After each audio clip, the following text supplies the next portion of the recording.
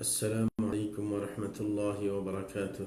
الحمد لله رب العالمين والصلاة والسلام على سيد المرسلين نبينا محمد وعلى آله وصحبه أجمعين أما بعد. প্রিয় দর্শক শ্রোতা ভাই বোনেরা, আগের মতো আবারও আপনাদের সামনে উপস্থিত হয়েছি ফতোয়া আরকান ইসলামের আরেকটি পর্ব নিয়ে। এ পর্বে যা থাকছে সেটা হচ্ছে ঋতুস্রাব সংক্রান্ত এবং বাচ্চাদের প্রস্রাব ইত্যাদি সংক্রান্ত। প্রথমত বাচ্চাদের প্রস্রাব নিয়ে আলোচনা করছি। শেখ মোহাম্মদ বিন সালেহ আল উসাইমিন রাহমাতুল্লাহি আলাইহি প্রশ্ন করা হয়েছে যে ছোট বাচ্চা যদি প্রস্রাব করে দেয় কাপড়ের মধ্যে তাহলে তার বিধান কি। তখন তার উত্তরে তিনি বলেছেন যে এই মাসলার মধ্যে সঠিক কথা হলো যে বাচ্চা যদি ছেলে বাচ্চা হয় যে শুধুমাত্র মায়ের দুধ পান করে তাইলে তার আপনার প্রস্রাবের ব্যাপারটা একটু হালকা শরীয়তে আপনার ধরে, এবং সেটার পবিত্রতার ক্ষেত্রে শুধু যেই জায়গায় আপনার প্রস্রাব করেছে সেই জায়গায় পানি ছিটিয়ে দিলেই হয়, এবং তাতে আর কোনো ঘষাঘষি ইত্যাদি বা চিবানো ইত্যাদির কোনো প্রয়োজন হয় না। কারণ রাসূল আকরাম সাল্লাল্লাহু আলাইহি ওয়াসাল্লাম থেকে প্রমাণিত যে তার কাছে একটি ছোট বাচ্চা নিয়ে আসা হলে তিনি তাকে কোলে বসিয়েছেন। বসানোর পরে সে রাসূল আকরাম সাল্লাল্লাহু আলাইহি ওয়াসাল্লামের কাপড়ের মধ্যে প্রস্রাব করে দিয়েছে। প্রস্রাব করার পর তিনি রাসূল আকরাম সাল্লাল্লাহু আলাইহি ওয়াসাল্লাম পানি আনার জন্য বলেছেন। পানি আনলে পরে রাসূল আকরাম সাল্লাল্লাহু আলাইহি ওয়াসাল্লাম সেই কাপড়ের ওই অংশটুকুর উপর পানি ছিটিয়ে দেন এবং সেটাকে ধন্যী তিনি। সুতরাং এর থেকে বোঝা যায় বাচ্চা যদি ছেলে হয় তার প্রস্রাবের ব্যাপারটি একটু হালকা।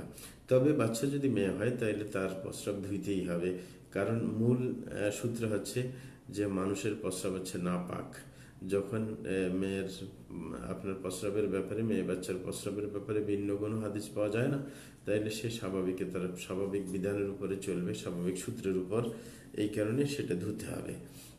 শুধুমাত্র সহজতা আছে শুধু যদি ছেলে বাচ্চা হয় তার প্রস্রাবের ব্যাপারে।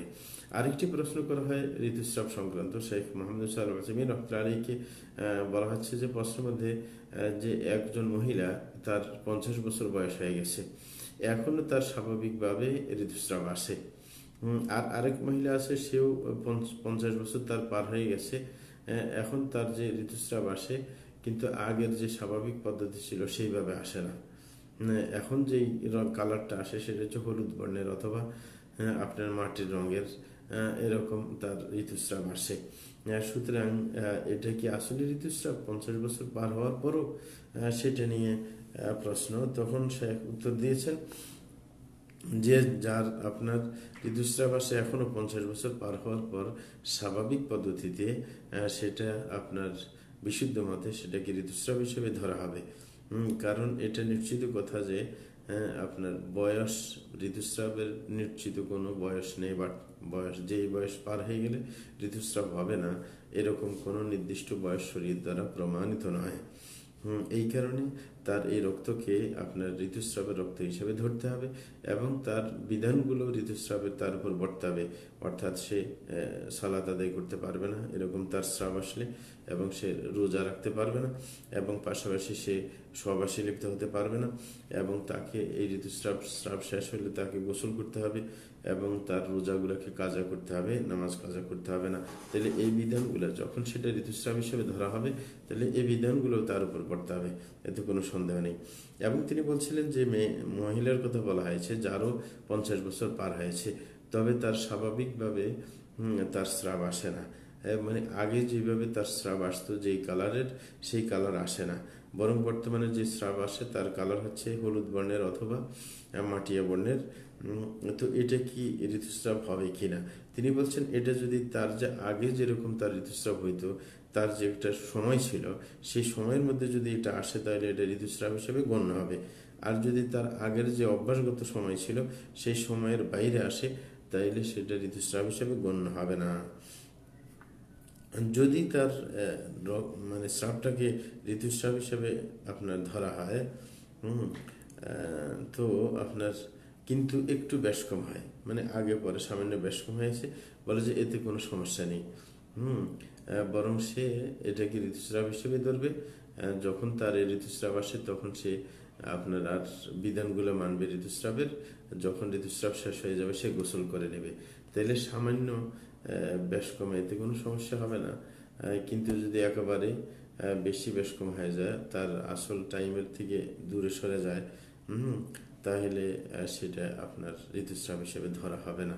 সেটা হচ্ছে আসল কথা। তাহলে এটা হচ্ছে আপনার বিশুদ্ধ মত অনুযায়ী যে আপনার ঋতুস্রাবের কোনো বয়স নেই, যে ঋতুস্রাবে এরকম একটা বয়স নেই যে বয়স পার হইলে আর এটা ঋতুস্রাব হিসেবে গণ্য হবে না, এরকম কোনো বয়স নেই। এটা হচ্ছে বিশুদ্ধ মত। যদিও ভিন্ন মত আছে, যেমন আপনার মাযহাবী মত আছে যে 50 বছরের পর ঋতুস্রাব হিসেবে গণ্য না হওয়া, যদিও সেটা কালো রং হোক না কেন, যেটা স্বাভাবিক রং। এই কারণে মাযহাবী মত হচ্ছে যে সে রোজা রাখবে, এই স্রাব আসলেও নামাজ পড়বে, সে আপনার গোসল করবে না যখন স্রাব এটা শেষ হইবে। কিন্তু বিশুদ্ধ মত হচ্ছে না, যদি তার স্বাভাবিকভাবে আসে এবং স্বাভাবিক টাইমে, স্বাভাবিক যদি আসে, আগের ঋতুস্রাবের যে কালার টালার ইত্যাদি ছিল তো এটা ঋতুস্রাব গণ্য হবে, কোনো সমস্যা নেই। আর যদি স্বাভাবিকভাবে না আসে, অন্য বর্ণের আসে, তাহলে ঋতুস্রাবের টাইম হলে ঋতুস্রাব গণ্য হবে, আর ঋতুস্রাবের বাইরের সময় হলে ঋতুস্রাব হিসাব গণ্য হবে না। এটা হচ্ছে আসল মত। আচ্ছা, আরেকটি প্রশ্ন, সেটা হচ্ছে শাইখকে প্রশ্ন করা হয়েছে যেই স্রাবটা আসে আপনার গর্ভবতীর পক্ষ থেকে, সেটা কি ঋতুস্রাব? অনেক সময় বলা যায় যে গর্ভবতী থেকেও স্রাব বাইর হয়। উত্তরে তিনি বলেন যে স্বাভাবিক যে নিয়ম সেটা হচ্ছে গর্ভবতীর ঋতুস্রাব হয় না। যেরকম ইমাম আহমদ রাহিমাহুল্লাহ বলছিলেন যে মহিলাদের কাছে একটা প্রসিদ্ধ কথা আছে যে ঋতুস্রাব বন্ধ হয়ে গেলে গর্ভবতী হওয়া তারা ধরে, যে কোনো মহিলার যদি ঋতুস্রাব বন্ধ হয় তখন তারা মনে করে থাকে যে আপনার সে গর্ভবতী হয়েছে। এটা হচ্ছে স্বাভাবিক কথা। কারণ হচ্ছে এই ঋতুস্রাবটা আল্লাহ শানু সৃষ্টি করেছেন, মানে এটা দিয়েছেন মহিলাদেরকে আসলে পেটে যে সন্তান জন্ম নেবে তার খাদ্যের, আপনার যেন খাদ্যের কাজ করে। এই কারণে যখন বাচ্চা গর্ভধারণ করে তখন এই ঋতুস্রাব বন্ধ হয়ে যায়, তার খাদ্যের কাজটা সারা হয় এর মাধ্যমে। এটাই হচ্ছে নিয়ম। এই কারণে বাচ্চা পেটে আসলে ঋতুস্রাব বন্ধ হয়ে যায়। কিন্তু কিছু কিছু মহিলা এমনও হতে পারে যে আপনার তার স্বাভাবিকভাবে স্রাব আসতে পারে, যদিও সে কি আপনার গর্ভবতী হয়ে থাকুক না কেন। যেরকম গর্ভবতী হওয়ার আগে তার স্রাব আসছিল, গর্ভ সন্তান আসার পরেও তার স্রাব আসতে পারে। এটা কোনো অলৌকিক কিছু না, যেটা অসম্ভব কিছু না, সেটা হতে পারে। তাইলে সেটাকে আপনার ঋতুস্রাব হিসেবে গণ্য করতে হবে। বোঝা যাবে যে যে তার ঋতুস্রাবের উপর আপনার গর্ভটা প্রভাব বিস্তার করতে পারেনি। তাহলে এই অবস্থার মধ্যে এই ঋতুস্রাবের বিধান, যে গর্ভবতীর থেকে যদি স্বাভাবিকভাবে ঋতুস্রাব হয় তাহলে সেটার বিধান ওই স্রাবের বিধানে হবে। যেরকম মানে গর্ভবতী না থাকলে যে বিধানগুলো তারপর বর্তায় সেগুলো অবশ্যই বর্তাবে, এতে কোনো সন্দেহ নেই। এখন একটা কথা জানার বিষয়, সেটা হচ্ছে যে যে রক্তটা আপনার ঋতুস্রাবী গর্ভবতী মহিলার থেকে বের হয় সেটা আবার দুই ধরনের হতে পারে। গর্ভবতী মহিলার স্রাবটা দুই ধরনের। এক নম্বর হচ্ছে যেটাকে আমরা ঋতুস্রাব হিসেবে ধরবো, সেটা হচ্ছে যদি তার গর্ভের পূর্বে যেরকম স্বাভাবিক তার স্রাব আসতো সেইভাবে যদি আপনার পরবর্তীতে মানে গর্ভ হওয়ার পরও যদি স্রাবটা ওইভাবেই আসে, তাইলে বোঝা যাবে যে গর্ভটা তার স্রাবের উপর প্রভাব বিস্তার করতে পারে নাই, সেটা ঋতুস্রাব হিসেবে গণ্য হবে, যেটা আমরা ইতিপূর্বে বলেছি। আর দ্বিতীয় আরেকটা রক্ত হচ্ছে গর্ভবতী মহিলা, সেটা হচ্ছে যে আপনার গর্ভে আসার পর হঠাৎ করে এসেছে, মানে আগের নিয়মে আসেনি, হঠাৎ করে তার স্রাব দেখা দিয়েছে গর্ভ ধারণ করার পর। এটা কয়েক কারণে হতে পারে। অথবা কোনো আপনার অগঠনের কারণে হতে পারে, অথবা কোনো ভারী জিনিস বহনের কারণে হতে পারে, অথবা কোনো জায়গা থেকে পড়ে যাওয়ার কারণে হতে পারে। এটা কিন্তু ঋতুস্রাব নয়, বরং এটা রোগ হিসেবে ধরা হবে। এই ভিত্তিতে মানুষে এইরকম স্রাব আসলে সে সালাত পড়া থেকে বিরত থাকবে না, সে শ্রম পালন করা থেকে বিরত থাকবে না, বরং সে পবিত্র মহিলা হিসেবে গণ্য হবে, যেরকম মুস্তাহাজা মহিলা। কারণ এটা ইস্তেহাজার মতোই, এটা হচ্ছে কথা। আরেকটি মশলা শেখ মোহাম্মদ সাল্লাহ আসমিন রহমতুল্লাহ আলীকে জিজ্ঞাসা করা হয়েছে যে আপনার ঋতুস্রাবের কোনো সময়সীমা আছে কিনা, যে তার কম হচ্ছে এই সময় আর বেশি হচ্ছে এই সময়, এরকম দিন নির্দিষ্ট করা আপনার শরীয়তে আছে কিনা। তখন তিনি উত্তরে বলছেন যে না, ঋতুস্রাবের মানে নিচের সময় এবং উপরের কোনোটা আপনার শরীয়ত দ্বারা প্রমাণিত নয়, মানে সীমাবদ্ধ নয় যে নির্দিষ্ট কতদিন কম কমে কতদিন, বেশিতে কতদিন ঋতুস্রাবের এরকম কোনো টাইমিং নেই শরীয়তের দৃষ্টিতে। তিনি বলেছেন এর প্রমাণ কি? কারণ আল্লাহ সূরা বাকারার 222 নম্বর আয়াতের মধ্যে বলেন, ওয়ায়াসআলুনাকা আনিল মাহিয়দ কুল হুয়া আযান ফা'তাজিলুন নিসাআ ফিল মাহিয়দ ওয়ালা তাকরাবুহুন্না হাত্তা ইয়াতহুরন। হ্যাঁ, আল্লাহ বলেন, হে রাসূল, আপনাকে সাহাবায়ে কেরাম জিজ্ঞাসা করবে ঋতুস্রাব সম্পর্কে, আপনি তাদেরকে বলে দিন যে এটা একটা নাপাক জিনিস। সুতরাং তাদেরকে এই আদেশ করেন, ফাতাজিলুন নিসা ফিল মাহিদ, যেন তারা ঋতুস্রাব সময়ে তারা নিজেদের স্ত্রীর সাথে সহবাস না করে, তাদের থেকে দূরে থাকে। বলে ওয়ালা তাকরাবুহুন্না হাত্তা ইয়াতহুরনা, তাদের সাথে সহবাস করবে না যতক্ষণ না তারা পবিত্রতা অর্জন না করে, গোসল করে পবিত্র হওয়া পর্যন্ত। তাইলে আল্লাহ এইখানে যে নিষেধাজ্ঞা দিয়েছেন এটার কোনো নির্দিষ্ট দিন বলেন নাই, বরং দিন নির্দিষ্ট যেটা করেছেন সেটা হচ্ছে পবিত্রতা পর্যন্ত, যে তাদের সাথে সহবাস করা যাবে না যতক্ষণ পর্যন্ত পবিত্র না হয়। তাইলে এটা পবিত্রতার সাথে সম্পৃক্ত করা হয়েছে, এখানে দিনের সাথে সম্পৃক্ত করা হয় নাই। তাইলে এটা বোঝায় যে আপনার বিধানটা আপনার ঋতু শুধু স্রাবের সাথে সম্পর্কিত। হ্যাঁ, স্রাব থাকলে বিধান আসবে, স্রাব না থাকলে বিধান থাকবে না। এটা হচ্ছে আসল কথা, কিন্তু এটার সাথে কোনো টাইমের কোনো সম্পর্ক করা হয়নি, এটা হচ্ছে আসল কথা।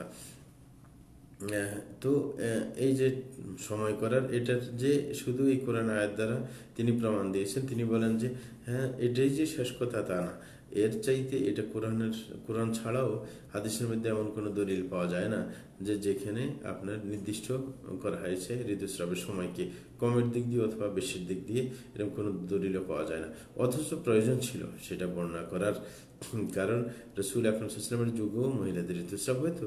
সুতরাং এটার সময়ের যদি সময় শরীয়তে অবশ্যই থাকতো, তাহলে রাসূল আকরাম সাল্লাল্লাহু আলাইহি ওয়াসাল্লাম অবশ্যই নির্দিষ্ট করে দিতেন। তিনি কত বছর পর্যন্ত ঋতুস্রাব হয় সেটাও নির্দিষ্ট করে দিতেন। এবং ঋতুস্রাব চললে কতটুকু, কত সময় থেকে কত সময় ঋতুস্রাব, সবগুলো নির্দিষ্ট করে দিতেন। কিন্তু এরকম তিনি করেন নাই, না এটা কোরআন দ্বারা প্রমাণিত না হাদিস দ্বারা প্রমাণিত। সুতরাং আমাদেরকে বুঝতে হবে যে মহিলা যদি তার স্বাভাবিক নিয়ম অনুযায়ী তার রক্ত দেখতে পায়, তাহলে সেটাই তার ঋতুস্রাব হিসেবে গণ্য হবে। হ্যাঁ, এখানে কোনো সময়ের সাথে নির্দিষ্ট করা যাবে না। তবে এমন যদি হয় কোনো মহিলার যদি স্রাব একবারে চলতেই থাকে, বন্ধ না হয়, অথবা সামান্য সময় বন্ধ হয়েছে, যেমন 1 দিন বা 2 দিন বন্ধ হয়েছে, তাহলে সেটা কিন্তু ইস্তেহাজা হিসেবে ধরা হবে। এটা হচ্ছে কথা। আরেকটি প্রশ্ন করা হয়েছে শেখকে, যে বলা হয়েছে যে একজন মহিলা সে নিজেই আপনার ঋতুস্রাব শুরু হওয়ার ব্যাপারে সে নিজেই কারণ হয়েছে, মানে তার কারণেই ঋতুস্রাব শুরু হয়েছে, মানে চিকিৎসা ইত্যাদির কারণে এরকম ঘটেছে, বা কোনো ওষুধ খেয়েছে, সে নিজে ওষুধ খেয়ে স্রাবকে আপনার শুরু করে দিয়েছে, মানে ওষুধের মাধ্যমে, মানে নিজেই কারণ, মানে এটা স্বাভাবিক না, এটাই বুঝাতে চাচ্ছে। এবং সে এটা করার পরে সে আর সালাত আদায় করছে না, মানে কারণ সে মনে করছে ঋতুস্রাব তো শুরু হয়ে গেছে, ওষুধের মাধ্যমে হোক যেটাই হোক, সে সালাত আদায় করছে না। এখন প্রশ্ন হচ্ছে যে এখন কি সে সালাতকে কাজা করতে হবে? সেই সময় তো সে সালাত আদায় করেনি। তখন সাহেব উত্তরে বলছেন যে না, সে মহিলা সালাত কাজা করবেন না, যদিও সে ঋতুস্রাব শুরু হওয়ার ব্যাপারে এটা তার দখলদারিত্ব ছিল, মানে সে ওষুধের মাধ্যমে ঋতুস্রাব চালু করেছে। কারণ হচ্ছে কি, কারণ ঋতুস্রাবটা হচ্ছে রক্ত, আপনার এই স্রাবটা যখন হবে সেটা তার কারণে হোক, স্বাভাবিকভাবে হোক, যেইভাবে হোক না কেন, ঋতুস্রাব পাওয়া গেলে, স্রাবটা পাওয়া গেলেই বিধানটা তার সাথে সম্পৃক্ত হবে, স্রাব না পাওয়া গেলে বিধানটা তার সাথে সম্পৃক্ত হবে না। এটা হচ্ছে আসল কথা। যেমন তিনি বলছেন এর বিপরীতে যদি কোনো মহিলা আপনার ওষুধ খেয়ে যদি তার ঋতুস্রাবকে বন্ধ করে দেয়, এবং তার ঋতুস্রাবটা আর না আসে, তাহলে কি সে কি ওই টাইমে নামাজ বন্ধ করে দেবে? না, তিনি বলছেন যে পিল খেয়ে যদি সে ঋতুস্রাব বন্ধ করে দেয়, তাহলে সে সালাত আদায় করবে এবং সে শ্রম আদায় করবে, এবং সে পরবর্তীতে তার শ্রম কাজা করার কোনো প্রয়োজন হবে না, কারণ সে তো ঋতুস্রাবী মহিলা নয়, তার স্রাব তো আসেনি। সুতরাং তিনি বলছেন যে বিধানটা বর্তাবে আপনার কারণের সাথে, স্রাব পাওয়া গেলে বিধান আসবে, স্রাব না হইলে বিধান আসবে না। কারণ আল্লাহ বলছেন ওয়ায়াসআলুনাকা আনিল মাহিয়্যিদ কুল হুয়া আযা, ফাতিজুন নিসা ফিল মাহিদ, যেটা আগে আমরা বলেছি সূরা বাকার 222 নম্বর আয়াত, সেটা দিয়ে তিনি দলিল দিয়েছেন যে সেইখানে আপনার শ্রাবের সাথে সম্পর্কিত করা হয়েছে বিধানকে। সুতরাং যদি এই শ্রাব পাওয়া যায় তাহলে তার বিধান আসবে, না পাওয়া গেলে আসবে না। এটা হচ্ছে কথা। আরেকটি প্রশ্ন শাইখকে করা হয়েছে, সেটা হচ্ছে একজন ঋতুস্রাবী মহিলার জন্য কি কোরআন তেলাওয়াত করা যায় আছে কিনা। তখন তিনি এর উত্তরে বলেন যে একজন ঋতুস্রাবী মহিলার জন্য প্রয়োজনে কোরআন পড়া জায়েজ, যে প্রয়োজন দেখা দিলে সে কোরআন পড়তে পারে। যেমন কোনো ঋতুস্রাবী মহিলা যদি শিক্ষিকা হয়, তাহলে সে শিক্ষা দেওয়ার জন্য কোরআন পড়তে পারে। অথবা যদি ছাত্রী হয়, তাহলে সে শিক্ষা গ্রহণের জন্য কোরআন পড়তে পারে। অথবা যদি কোনো মহিলা, ঋতুস্রাবী মহিলা ছোট বাচ্চাদেরকে অথবা বড় কাউকে আপনার পড়ায়, তখন তার মানে তাদেরকে পড়া দেওয়ার সময় তাকে পড়তে হয়, মানে পড়ার সে পড়ে তারপরে বাচ্চারা রিপিট করে, সেরকম হতে পারে। মোট কথা হচ্ছে যদি প্রয়োজন দেখা দেয় কোরআন পড়ার কোনো মহিলা, ঋতুস্রাবী মহিলা, তাহলে তার জন্য তা করা জায়েজ, এতে কোনো সমস্যা নেই। এরকম ভাবে যদি কোনো ঋতুস্রাবী মহিলা মনে করে, হাফেজা মহিলা, যে আমি যদি এই দীর্ঘদিন 7-8 দিন পর্যন্ত কোরআন শরীফ না তেলাওয়াত করি তাহলে ভুলে যাওয়ার সমস্যা রয়েছে, মানে ভুলে যেতে পারে, তখন সে আপনার স্মরণে রাখার জন্য কোরআন তেলাওয়াত করতে পারে, কারণ এটাও একটা প্রয়োজন। তাহলে তার ঋতুস্রাব অবস্থায়, এই অবস্থায়ও কোরআন পড়তে কোনো অসুবিধা নেই। যদিও কিছু কিছু আলেম এই কথা বলেছে যে ঋতুস্রাবী মহিলার জন্য কোরআন প্রয়োজন ছাড়াও তেলাওয়াত করা জায়েজ। আবার অন্যরা বলেছে না, প্রয়োজন হলেও কোরআন তেলাওয়াত করা না জায়েজ। তাইলে 3টি মত পাওয়া যায় ঋতুস্রাবের সময় কোরআন পড়ার ব্যাপারে। কেউ বলছে একেবারে না জায়েজ, কেউ বলছে একেবারে জায়েজ, আবার কেউ বলছে প্রয়োজনে জায়েজ। কিন্তু যেটা গ্রহণযোগ্য শাইখ বলতেছেন সেটা হচ্ছে প্রয়োজনে আমরা বলবো যে জায়েজ। শিক্ষা দেওয়ার ক্ষেত্রে, শিক্ষা নেওয়ার ক্ষেত্রে, অথবা ভুলে যাওয়ার ভয় হলে, এই সমস্ত ক্ষেত্রে ঋতুস্রাবী মহিলা কোরআন তেলাওয়াত করতে পারে। এইগুলো একটি মশলা। আরেকটি মশলা শাইখকে জিজ্ঞাসা করা হয়, যদি কোনো মহিলার ক্ষেত্রে যদি রক্তের মধ্যে সন্দেহ সৃষ্টি হয়, মানে তার স্রাব এসেছে ঠিকই, কিন্তু সে পার্থক্য করতে পারছে না এটা কি ঋতুস্রাবের রক্ত নাকি এটা আপনার রোগ হিসেবে মানে ইস্তেহাজার রক্ত, এরকম যদি হয় নাকি অন্য কিছু, তাইলে সে কি হিসেবে ধরবে, এটাকে ঋতুস্রাব হিসেবে ধরবে নাকি অন্য কিছু, কারণ তার কাছে তো এটা অস্পষ্ট, মানে সে বুঝতে পারছে না ব্যাপারটা। তখন সাইকেটের উত্তরে বলেছেন যে রক্তের ক্ষেত্রে যেটা মহিলাদের যে স্রাবটা আসে, এটার মূল হচ্ছে সেটা হচ্ছে ঋতুস্রাব। যতক্ষণ পর্যন্ত এটা প্রমাণিত না হয় যেটা কোনো অসুখের কারণে এসেছে, যেটাকে ইস্তেহাজা রক্ত বলা হয়, এই ভিত্তিতে সে সাধারণত এটাকে স্রাব হিসেবে ধরে নেবে, ঋতুস্রাব হিসেবে ধরে নেবে, যতক্ষণ পর্যন্ত এর বিপরীতটা প্রমাণিত না হয়। এটা হচ্ছে আসল কথা। আরেকটি প্রশ্ন সাহিত্যে করা হয়েছে যে যদি কোনো মহিলা যদি আপনার নামাজের ওয়াক্তের পরে যদি ঋতুস্রাবী হয়ে যায় তাহলে তার বিধান কি? সে কি আপনার এই নামাজকে কাজা করবে? মানে নামাজের টাইম ঢুকে গেছে, যেমন জোহরের নামাজের টাইম ঢুকে গেছে, 1 ঘন্টা পার হয়ে গেছে, তারপরে মহিলাটি ঋতুস্রাবী হয়েছে, তাহলে এই যে সালাদটা সে আদায় করেনি এখনো, তাহলে পরবর্তীতে কি তাকে কাজা করতে হবে? সেটা নিয়ে প্রশ্ন। তখন এর উত্তরে শাইখ বলেছিলেন যে যদি আপনার কোনো নামাজের সময় ঢুকার পর যদি কোনো মহিলা ঋতুস্রাবী হয়ে যায়, যেমন তিনি দৃষ্টান্ত দিয়ে বলছেন যে কোনো মহিলা যদি এমন হয় যে সূর্য পশ্চিম আকাশে ঢলে যাওয়ার পর আধা ঘন্টার পর তার ঋতুস্রাব এসেছে, তখন সে ঋতুস্রাব থেকে পবিত্র হওয়ার পর এই নামাজ তাকে কাজা করতে হবে, কারণ এই নামাজের তো টাইম ঢুকে গেছে, আর টাইম ঢুকে যখন গেছে তখন সে পবিত্র অবস্থায় ছিল, তখন তার উপর নামাজটা ফরজ হয়ে গেছে। কারণ নামাজ ফরজ হওয়ার ব্যাপারটা আপনার সময়ের সাথে সম্পর্কিত, কারণ তিনি বলেছেন কোরআন মধ্যে, আল্লাহ সূরা নিসার 103 নম্বর আয়াতের মধ্যে বলেন, ইন্নাস সালাতা কানাত আলাল মুমিনিনা কিতাবাম মাওকুতা। আল্লাহ বলেছেন নামাজটা মুমিনদের উপর আপনার ফরজ করে দেওয়া হয়েছে আপনার সময় ভিত্তিক, তাইলে সময় আসলেই আপনার সালাত ফরজ হবে। আর এই মহিলা আধা ঘন্টা পেয়েছে সে আপনার পবিত্র অবস্থায়, এই কারণে সে আপনার তার উপর সালাদটা ফরজ হয়ে গেল। যদিও সে আদায় করার এখন আর সুযোগ পাচ্ছে না, তখন পবিত্র হওয়ার পর সে কি করবে, সালাদটাকে কাজা করে দেবে। তবে যখন ঋতুস্রাব এসে গেছে, তার সেই সময়ের সালাদ তার কাজা করতে হবে না। ঋতুস্রাবের চলাকালীন সময়ের মধ্যে সেই সালাদটা পরবর্তীতে কাজা করতে হয় না, কারণ সেটার প্রমাণ হচ্ছে রাসূল বলেছেন তাসুমি, যে মহিলারা যখন তাদের ঋতুস্রাব হয় তারা তো সালাদ আদায় করে না, সোম পালন করে না। এই কারণে ওই সময়টা করতে হবে না। কিন্তু এই নামাজটা, যে নামাজটা শুরু সময়ের মধ্যে সে পবিত্র ছিল, এটা তার উপর ফরজ হয়ে যাওয়ার কারণে সেটা তার কাজা করতে হবে। এবং এই ব্যাপারে ঐক্যমত আছে ওলামায়ে কেরামের, যে আপনার যে নামাজগুলো ঋতুস্রাব চলাকালীন সময়ে সে পড়ছে না, সেগুলোর কোনো কাজা হবে না। তাহলে যেরকম হাদিস প্রমাণ এবং ইজমাউটের প্রমাণ। এরকমভাবে যদি কোনো মহিলা, আরেকটা পয়েন্ট বিপরীতমুখী, সেটা হচ্ছে কোনো মহিলা যদি কোনো নামাজের টাইম থাকা অবস্থায় যদি তার ঋতুস্রাব থেকে সে পবিত্র হয়ে যায়, যেমন সে আসরের টাইম এখনো আছে, আধা ঘন্টা, বা অথবা একবার অল্প টাইম, এক রাকাত পড়ার সময় আছে, এমন অবস্থায় যদি সে পবিত্র হয়ে যায়, তাহলে তাকে এই নামাজটা পড়তে হবে যেই সময়ের মধ্যে, কারণ সে পবিত্র হওয়ার পর কিছু টাইম থেকে গেছে এই জন্য। কারণ কেন, এটার প্রমাণ কি, রাসূল আকরাম সাল্লাল্লাহু আলাইহি ওয়াসাল্লাম বলেছেন, মান আদরাকা রাকআতাম মিনাল আসরি ক্বাবলা আন তাগরুবা শামস ফাকাদ আদরাকাল আসর। রাসূল বলেছেন, কোনো ব্যক্তি যদি আসরের নামাজের এক রাকাতও সূর্য ডুবার আগে পেয়ে যায়, তাহলে তাকে আসর পড়তে হবে, তাহলে সে আসরের সময় পেয়ে গেছে বলে ধরে নেওয়া হবে।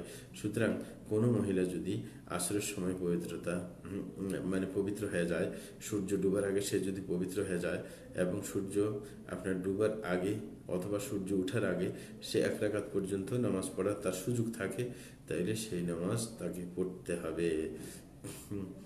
এই মশলাটা অবশ্যই খেয়াল রাখা দরকার। অনেক মহিলা এটার গুরুত্ব দেয় না, অলসতা করে গোসল করতে। এটা অবশ্যই তাকে খেয়াল দিতে হবে। আল্লাহ আমাদেরকে সঠিক বুঝে সে অনুযায়ী আমল করার তৌফিক দান করুন। ওয়া সাল্লাল্লাহু আলা নবিয়িনা মুহাম্মদ ওয়া আলা আলিহি ওয়া সাহবিহি আজমাইন।